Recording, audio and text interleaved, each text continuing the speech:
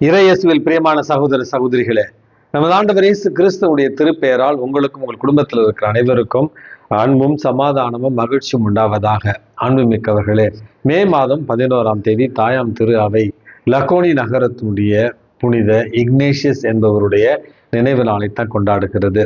அன்புமிக்கவர்களே, அந்த புனிதரை பற்றி சற்று அறிந்து கொள்வதற்கு முன்பாக, இன்றைக்கு தமிழகத்துல புதிதாக பொறுப்பேற்றிருக்கிற தமிழக வெற்றி கழகத்தினுடைய தலைவர் திரு ஜோசப் விஜய் அவர்கள் தமிழகத்தினுடைய முதலமைச்சராக தேர்ந்தெடுக்கப்பட்டிருக்கிறார்.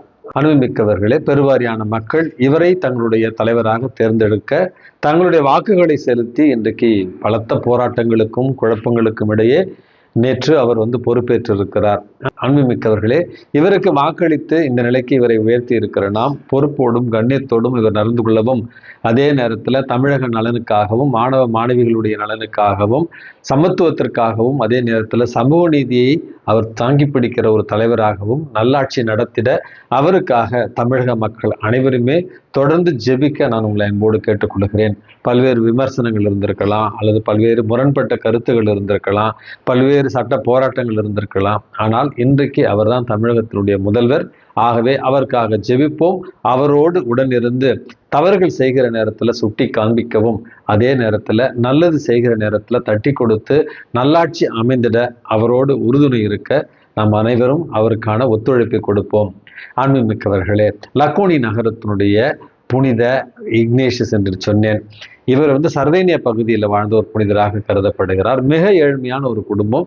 மிக இளைய வயதில் இருந்தே தாட்சியோடும் அவர் எளிமையோடும் வாழ்ந்தார் என்றும், கப்புச்சின் துறவு சபையில இவர் சேர்ந்து துறவியாக மாற விரும்புகிறார். தொடக்கத்தில் இவருக்கு ஏற்பட்ட நோய் காரணமாக இவருக்கு அந்த சபையில அனுமதி மறுக்கப்படுகிறது.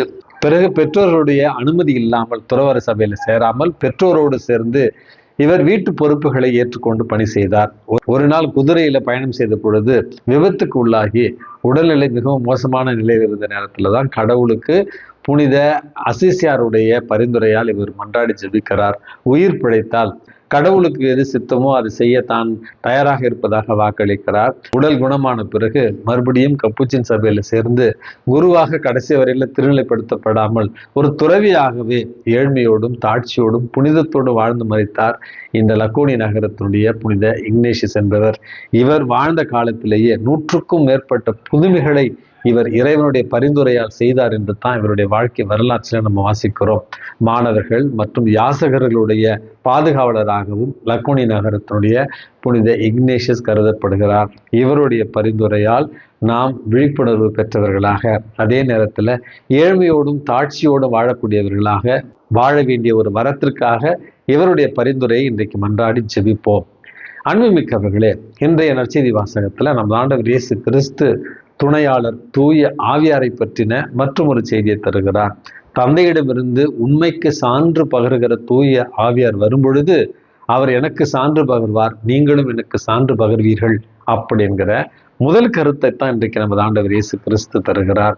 இந்த உலகத்துல நம்முடைய நம்பிக்கைக்கு அல்லது நம்முடைய சாட்சிய வாழ்விற்கு தடையாக இருக்கிற அச்சம், குழப்பம், எதிர்நோக்கற்ற இந்த சூழ்நிலைகளில தூய ஆவியானவர், உண்மைக்கு சான்று பகருகிற தூய ஆவியானவர் நமக்கு திடமூட்டுவார். அவர் இயேசுவுக்கு சான்று பகர்ந்தது போல நம்மையும் இயேசுவுக்கு சான்று பகர நமக்கு வலுவூட்டுவார் என்கிற செய்தி தான் இரண்டாவது ஒரு செய்தி. அன்புமிக்கவர்களே, இயேசுவினுடைய சீடர்களாக இருக்க விரும்பினால், இயேசுவினுடைய வழியை பின்பற்ற விரும்பினால், இந்த உலகம் காட்டுகிற வழியில நம்ம நடக்காமல் இயேசுவுக்கான வழியில தான் நம்ம நடக்க வேண்டும். சமரசம் என்கிற இந்த மிகப்பெரிய ஒரு குழப்பம் தான் இன்றைக்கு நான் வாழ்ந்து கொண்டிருக்கிற இந்த காலத்தினுடைய மிகப்பெரிய ஒரு பாவமாக கருதுகிறேன்.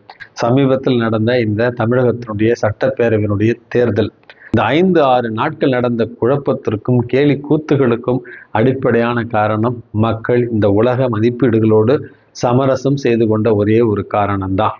அந்த 5 ஆண்டுகளுடைய ஆட்சியை நம்ம பார்த்திருக்கிறோம். நல்லதோ தீமையோ, குடும்பமாக அல்லது மக்கள் அனைவரும் இந்த உலகத்தின் மதிப்பீடுகளோடு சமரசம் செய்யாமல், ஓகே இந்த முறை இந்த கட்சிக்கு நம்ம ஒரு வாய்ப்பு கொடுக்கலாம், மாற்றத்தை விரும்புகிறோம் அப்படி என்று ஒன்று நன்றாக செய்திருந்தால் பழைய ஆட்சிக்கு வாக்களித்திருக்க வேண்டும், இல்லை என்றால் புதிய ஆட்சிக்கு வழியை கொடுத்திருக்க வேண்டும். இரண்டும் இல்லாமல் குழம்பி போய் ஒரே குடும்பத்துல வாக்குக்கு பணம் வாங்குவது சட்டப்பூர்வமாக தவறு. அதையும் வாங்கி கொண்டு 2 ஓட்டு இங்க 2 ஓட்டு அங்க 1 ஓட்டு அங்க அப்படி என்று மாறி மாறி சமரசம் செய்து கொண்டு வாக்களித்த ஒரு காரணத்தினால்தான் யாருக்குமே பெரும்பான்மை இல்லாத ஒரு நிலை இன்றைக்கு இவ்வளவு குழப்பத்திற்கு பிறகு புதிய அரசு இன்றைக்கு பதவி இருக்கிறது. அன்புமிக்கவர்களே, விவிலியம் தெளிவாக நமக்கு சொல்லித் தருகிறது. ஆம் என்றால் ஆம், இல்லை என்றால் இல்லை. இதற்கு இடையில வருவது பொய் என்பதை விவிலியம் நமக்கு தெளிவுரை எடுத்து சொல்லுகிறது. நமது ஆண்டவர் இயேசு கிறிஸ்துவும் அதைத்தான் நமக்கு வாழ்க்கை பாடமாக கற்றுக் கொடுக்கிறார். உண்மை எது, நேர்மையானது எது, புனிதமானது எது, ஒழுக்கமானது எது அப்படி என்று அதை நம்முடைய வாழ்வாக்கி கொள்ளத்தான் தூய ஆவியானவர் நமக்கு துணையாக இருக்கிறார். எந்த சூழ்நிலையிலும் அநீதியோடு சமரசம் செய்து கொள்ளாமல் உண்மைக்கு சான்று பகரது தான் தூய ஆவியானவர் நமக்கு உதவி செய்கிறார். புனிதர்களுடைய வாழ்க்கையில நம்ம பார்க்கிறோம். அதாவது மிகவும் குறிப்பான விதத்திலே புனித செபஸ்தியார் மற்றும் புனித புளோரியன் இவர்கள் இருவருமே ரோமை அரசனுடைய படை தளபதிகளாக இருந்தவர்கள்.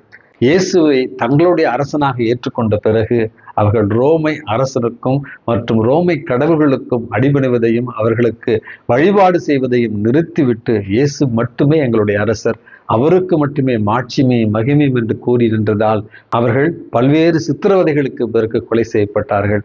அவ்வளவு மன திடத்தோடு அவர்கள் நிற்பதற்கான காரணம் தூய ஆவியானவர் அவர்களை உண்மைக்கு சான்று பகர அவர்களை திடப்படுத்தியிருந்தார். பாவம் நிறைந்த இந்த உலகத்துல, அநீதிகள் நிறைந்த இந்த உலகத்துல, வன்முறை நிறைந்த இந்த உலகத்துல, ஊழல்கள் நிறைந்த இந்த ஒரு உலகத்துல, தற்பெருமையும் சுயநலமும் நிறைந்த இந்த உலகத்துல இயேசுவுக்காக தனித்து சாட்சியை பகர வேண்டும் என்றால் தூய ஆவியானவரை நாம் அழைக்க வேண்டும். தூய ஆவியானவர் நம்மை திடப்படுத்தி நம்மை உண்மைக்கு சான்று பகர இன்றைக்கு இறைவனிடத்துல அன்றாடி ஜெபிப்போம். எல்லாம் வல்ல இறைவன், தந்தை, மகன், தூய ஆவி உங்களையும் உங்கள் குடும்பத்தில் இருக்கிற அனைவரையும் நிறைவாக ஆசீர்வதித்து பாதுகாத்து வழிநடத்துவாராக. ஆமேன்.